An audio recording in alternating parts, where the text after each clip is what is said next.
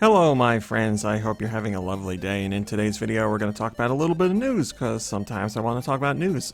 Today we're talking about the Pokemon Sword and Shield leakers. As you most likely know, Pokemon Sword and Shield suffered some major leaks leading into release. Basically the whole Pokédex, which obviously included new Pokemon, details about the region itself, a whole bunch of stuff. Like, there were a ton of leaks, and they came from a mix of illegally obtained copies, and I don't know what else. It seems like people who had just inside information. So it's just a disaster, really. We could say it didn't affect the sales of the game because it sold really well, but still, there are plenty of people who saw that content or watched people playing early or whatever, and they're like, well, I got my fill, I don't need to get the game now. So you can in general, you can understand why Pokemon Company, Game Freak, and Nintendo are all upset about it, but it is Pokemon Company specifically that is out for blood here. They announced today, well, they didn't announce, it has been revealed that they are going after the leakers with a new lawsuit. Through this lawsuit, we found out that Pokemon Company is going after 4 unnamed individuals in particular who they deem to be the ones involved with the leak. Either they put the content out there themselves, or they were in touch with the people who were leaking the content and helped disseminate it through 4chan and Discord and other places, and then obviously it went to the internet at large. So Pokemon Company is looking to track down these people. What they do have is the usernames for these people. What they don't have is the information on the people themselves, so who the people actually are. And Pokemon Company is trying to find that out because they are looking to get some subpoenas, and that's up to the court to decide. So if the court says, yeah, you can subpoena Discord for the usernames, or for the actual names of these users, then they'll get that information and the lawsuit can continue on. But as of right now, they just have lawsuits against usernames. So more information is needed.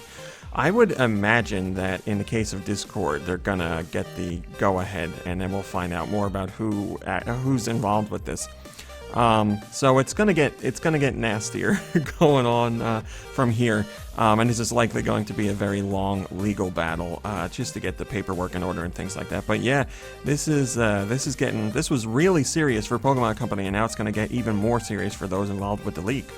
Autumnal Blake over on Go Nintendo says, I hope it's successful, then it might prevent future leaks. And that leads me to a question. I understand being excited about games in general and wanting to share information with people about upcoming games because you have inside information one way or another obtained, in all kinds of seedy ways. I understand the excitement, but why leak it? Why do something like this? I guess there's any number of reasons. And it's not like people don't know that companies like Nintendo and Pokemon Company go after the leakers legally. This is not the first time that either have done something like this, so it's not a surprise, and everybody knows how strict Nintendo and Pokemon Company are with this stuff. So really, yeah, it shouldn't be any surprise to the leaker that there could be legal ramifications for what they've done. So I don't understand why they leak this stuff. I don't, like, what is in it for them? I guess there's a whole bunch of different explanations. Perhaps they just don't like the companies involved and want to ruin whatever they're trying to do, and they're willing to face whatever legal ramifications come their way. It's a little hard to believe because, we could be talking about millions of dollars in damages and jail time and all kinds of terrible stuff. So I don't know who would, hate these companies that much to be like, yeah, I'm willing to go to jail for this and pay a ridiculous fine. Ruin the rest of my life financially. I don't know who would do that. Then it could be kids. Like, it could be young people who aren't thinking straight and aren't thinking about what's to come and just get caught up in, internet culture and getting clout for leaking stuff. And it's a silly explanation, but I think it's one that could ring true for some people, because we've all done stupid things when we're young. And, they may not have been the person who actually obtained the content through whatever illegal means, directly from Pokemon Company or Nintendo. But they were instrumental in getting it out there. Like I said, this lawsuit is looking at 4 unnamed people who actually leaked the content or facilitated the leak of the content. So one of the younger people could be in that group of people, so perhaps they just were young and they weren't thinking about what could happen, and now they've led to some serious issues for them down the road. I guess their age could certainly play into it, and they wouldn't get hit as hard, but they would still have a lot of things to deal with, without a doubt.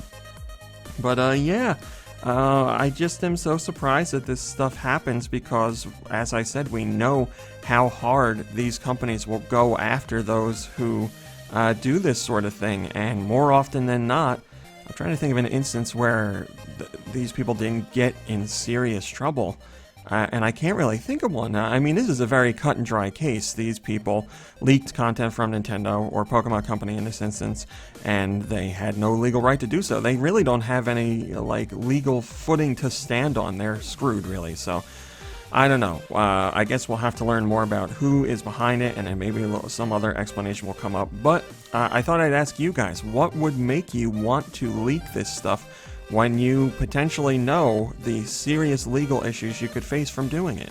Alright, my friends, that's today's video. Thanks for watching, liking, subscribing, and commenting. It's very much appreciated.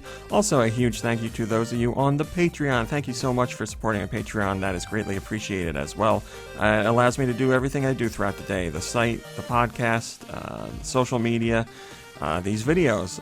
So thank you. I really do appreciate it. If you want to learn more about the Patreon, which is just $1, you can check out the link in the description below.